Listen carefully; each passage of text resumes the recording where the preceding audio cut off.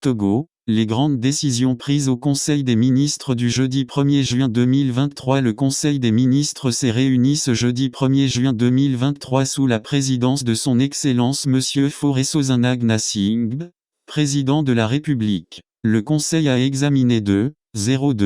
projets de décret et écouté 303 communications. Et au titre des projets de décret, le Conseil a examiné 2 projets de décret fixant les modalités d'exercice des compétences partagées entre l'État et les communes dans les domaines de la santé et de l'hygiène publique puis de l'éducation et de la formation professionnelle. Ces projets de décret visent à clarifier les compétences respectives de l'État et des communes dans les domaines susmentionnés. En effet, leur introduction intervient dans un contexte marqué par la volonté du gouvernement de responsabiliser progressivement les collectivités territoriales dans l'exercice de leurs compétences dévolues par les textes en vigueur, avec le souci majeur d'en faire des acteurs clés du développement. Ainsi, le décret proposé dans le domaine de la santé et de l'hygiène publique indique notamment que l'État est responsable de la politique de la santé, de la réglementation et de la surveillance des établissements de santé, tandis que les communes ont notamment pour mission de mettre en place des actions de prévention et de promotion de santé et d'hygiène ainsi que d'œuvrer plus localement à l'accès à tous aux soins primaires.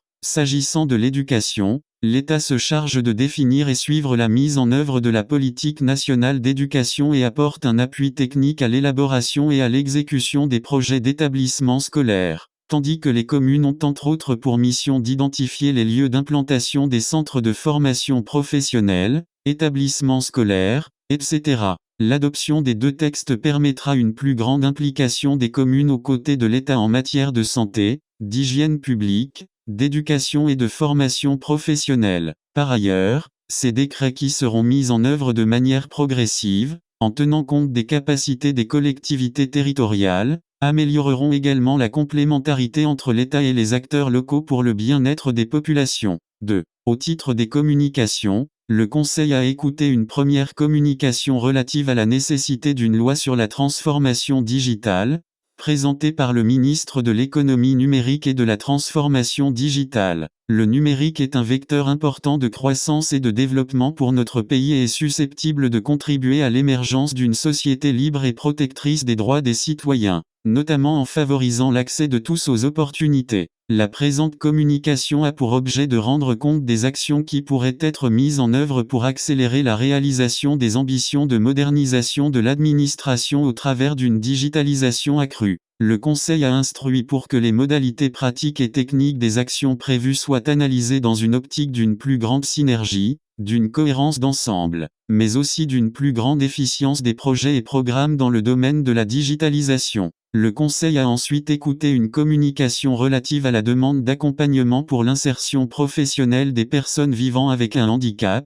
présentée par le ministre de l'Action sociale, de la promotion de la femme et de l'alphabétisation. Depuis quelques années, notre pays entreprend des actions ciblées visant à accompagner les personnes vivant avec un handicap dans leur cursus scolaire et de formation ainsi que dans leur accès au travail et à l'emploi. Dans le souci d'améliorer la situation des diplômés vivant avec un handicap, sans emploi, toutes catégories comprises, il s'avère indispensable que des actions puissent être poursuivies afin de leur permettre de vivre dans la dignité et dans le respect des droits humains. Cette communication a ainsi permis de présenter la situation de ses concitoyens tout en proposant des pistes pour améliorer leur insertion professionnelle. Ceci conformément à la vision d'une inclusion totale de l'ensemble des Togolais. Le Conseil a enfin écouté une communication relative aux résultats du leasing mis en œuvre dans les laboratoires du CHUSO, présentée par le ministre de la Santé, de l'Hygiène publique et de l'Accès universel aux soins. Sur la base de l'évaluation quantifiée des besoins en équipement de laboratoire du CHUSO,